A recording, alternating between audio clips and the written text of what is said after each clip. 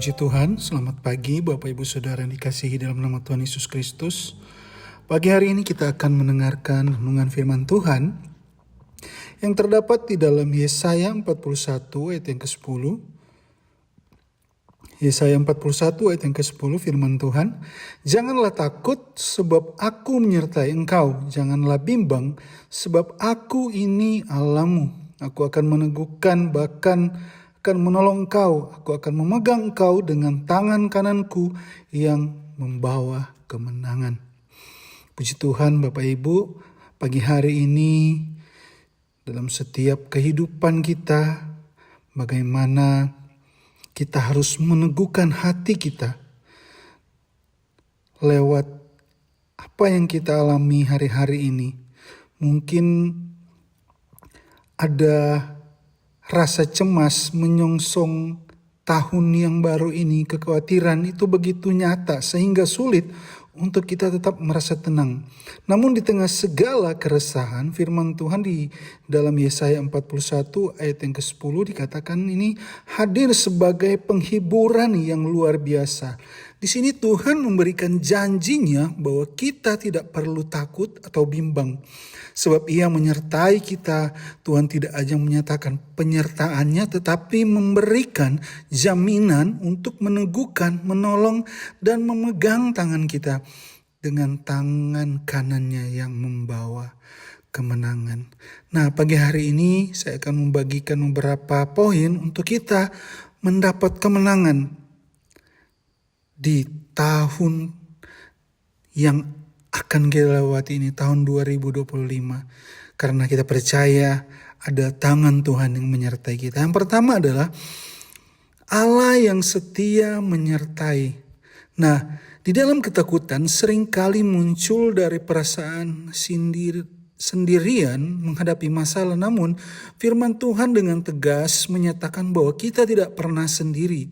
Dalam Yeremia 29 ayat yang ke-11 dikatakan, Tuhan berkata bahwa rancangannya atas hidup kita adalah damai sejahtera untuk memberikan hari depan yang penuh dengan harapan.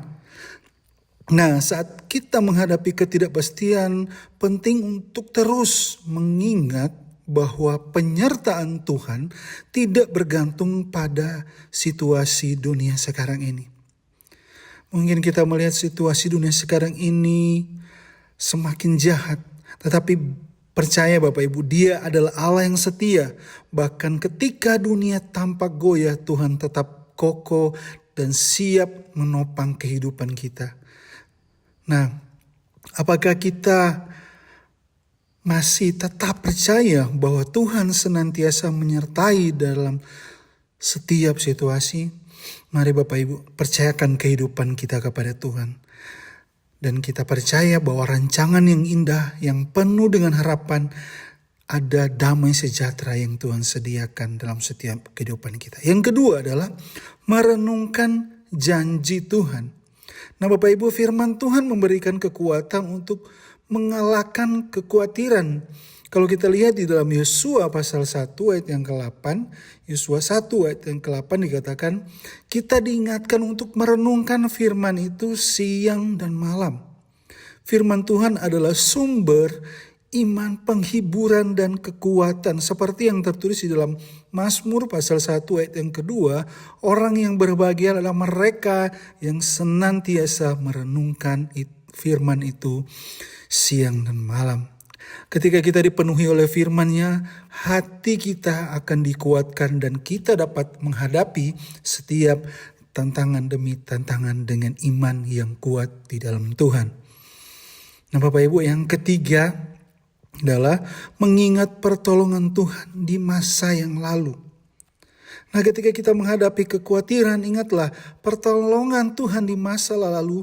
Mungkin kita melihat dalam 1 Samuel 17 ayat yang ke-37, di sini Daud mengingat bagaimana Tuhan telah melepaskannya dari cakar singa dan beruang. Keyakinan ini memberinya keberanian untuk bagaimana dia menghadapi Goliat, Bapak Ibu. Dia mengingat bahwa pertolongan Tuhan yang di masa lalu dia masih berdiri kuat sampai sekarang itu adalah bagaimana kebaikan Tuhan yang Tuhan nyatakan dalam setiap kehidupannya. Ketika kita mengingat pekerjaan Tuhan yang ajaib dalam kehidupan kita sebelumnya, iman kita akan dibangkitkan. Kita akan percaya bahwa Tuhan yang sama yang telah menolong kita di masa lalu, Tuhan juga yang sama yang sanggup menolong kita sekarang, di tahun ini, dan sampai selama-lamanya. Nah Bapak Ibu, saya yakin dan saya percaya kita akan mengalami kemenangan yang besar ketika kita mengandalkan Tuhan dan firman-Nya itu tetap ada dan menyertai kehidupan kita. Nah, bagaimana untuk kita dapat berjalan bersama Tuhan dan kita dapat mengalahkan rasa kekhawatiran itu?